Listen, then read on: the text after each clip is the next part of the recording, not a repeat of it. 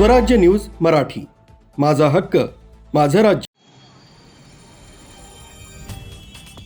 नाशिक महानगरपालिका निवडणुकीसाठी उमेदवारी अर्ज दाखल करण्याच्या शेवटच्या दिवशी सर्व विभागीय कार्यालयांमध्ये उमेदवार आणि त्यांच्या समर्थकांची मोठी गर्दी दिसून आली।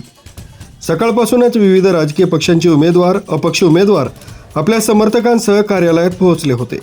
नामांकनाच्या शेवटच्या दिवशी नाशिकच्या 6 विभागीय कार्यालयांमध्ये मोठी गर्दी दिसून आली। मुदतीपूर्वी अर्ज भरण्यासाठी उमेदवारांच्या लांबच लांब रांगा लागल्या होत्या। समर्थकांच्या प्रचंड संख्येमुळे कार्यालय परिसर आणि आजूबाजूच्या रस्त्यांवर मोठी गर्दी झाली होती। त्यामुळे अनेक ठिकाणी वाहतूक कोंडीही झाली होती।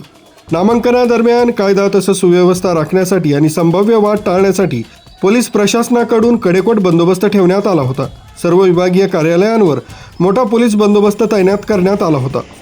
गर्दीवर नियंत्रण ठेवण्यासाठी आणि नामांकन प्रक्रिया शांततेत पार पाडण्यासाठी पोलीस अधिकाऱ्यांनी बॅरिकेड्स आणि सुरक्षा घेराव वापरला होता।